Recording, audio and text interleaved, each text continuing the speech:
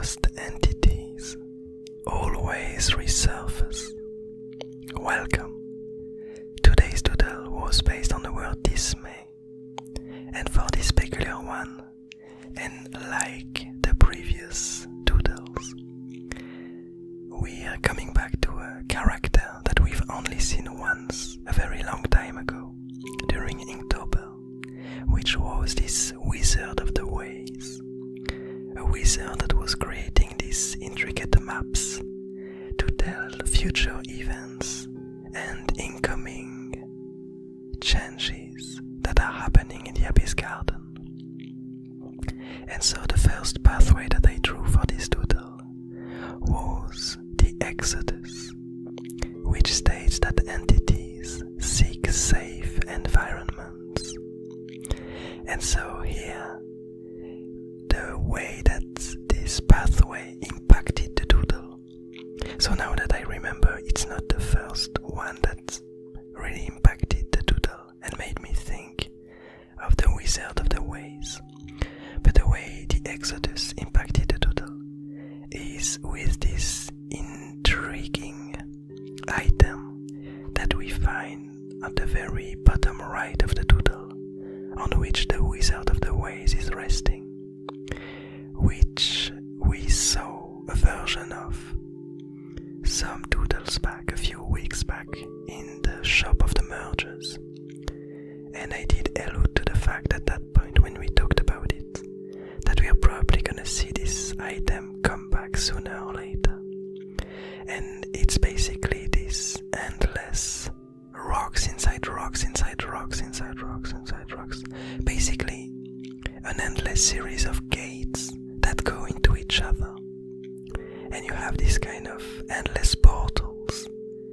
I don't yet exactly know the purpose of this trinket, but I can imagine that it might be a tool, a wizardy tool, that would allow the Wizard of the Ways to travel into a lot of different places, or to always be able to escape and be safe no matter what happens. Because like the last time, this time we see the Wizard of the Ways in a place that seems quite solitary, meaning that there's nothing specific around him. It looks like it's in nowhere. It looks like the place where it's at this very moment, where it's standing at this very moment, is a simple void. Like there's nothing at all. But anyway, the second pathway that I used for this doodle was the gates and shutters, which states that each entity is isolated from its surroundings. And so here, once again, it leads us a bit to these infinite gates that kind of open into each other. That is a really wizardy tool. But also, the image that is on this pathway, the gates and shutters, is the image of these different contraptions that link to one another. And somehow this image reminded me of the map that we saw the first time we saw this peculiar wizard. In, I think it was day 5 of Inktober 2023. And once again, like I did with the previous doodles, you might see that the design of this character has been really changed a lot.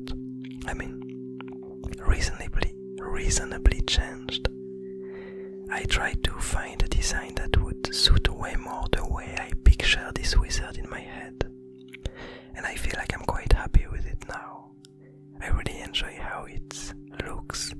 It looks slightly like its body is slightly galaxy-like, in the sense that it has all of these dot-like structures that look a lot like star contraptions and nebulas. And it only has this one big eye underneath its hat, and from its limbs are created all of these fancy little twirls and ways, representing some kind of vision, a bit like a star map, in which emerges some shapes and omens that only the Wizard of the Ways is able to interpret. And finally, the last pathway for this doodle was the new void, which states that from the thirst for understanding emerges emptiness. And so here, it's a bit twofold. So first of all, we have the word of the day, which is dismay. And basically, this emotion that the Wizard of the Way is feeling is due to this very peculiar item that he sees emerging in this augury, in this auspice, in this omen, that it's seeing in the stars, in this map. At the very center of this map, you see all of these tiny planets that turned into a circle shape, kind of tracing the shape of the fruit that we saw in the last doodle.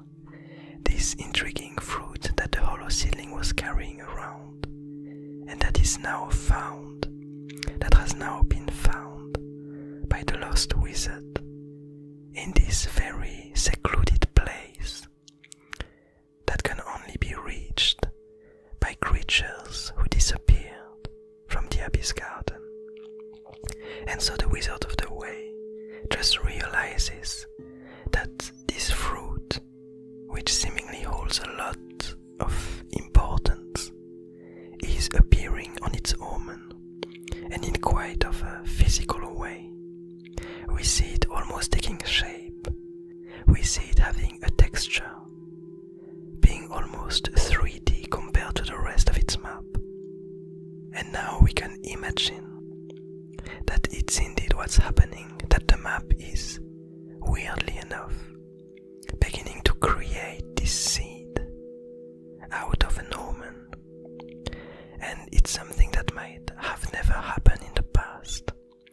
And so you see this character, this Wizard of the Way, looking at his map, looking at his omen, which is slowly making this item, this trinket, emerge in front of him. Probably due to the lost wizard, he's gonna find himself receiving this fruit that had been lost for such a long time. And now he's in dismay in front of it. And from this pathway, from the new void, the way that I use it here is to kind of interpret what are the feelings and what's gonna happen in the lore, in the story behind this doodle. This idea that as the Wizard of the Way will come to understand the purpose of this fruit and how it came to appear in front of him, he's gonna understand the purpose that it has towards this fruit, the purpose and the place that it needs to either bring it to, or the things that it needs to do with this fruit. And from this understanding will emerge a strong emptiness and a heavy burden that will be put on its shoulders. And so I'm really curious. For the moment, I don't really know how the story is gonna go and towards where it's gonna head, because I don't yet know what's inside of this fruit, what's its purpose, and how the Wizard of the Ways is gonna interpret this sign and this trinket that just emerged in the middle of its map.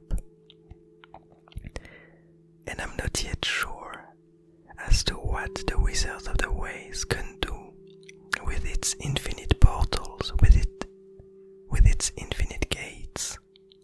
And so I can only imagine what could come in the future. And all of these tiny sparkles of ideas get me quite interested in it. And I'm really excited to kind of discover how these characters that we haven't seen for a very long time are gonna impact the future of the Abyss Garden. And I'm really happy that I came of a refreshed design. Because at the time when I started to doodle them, basically I didn't draw that often at that point.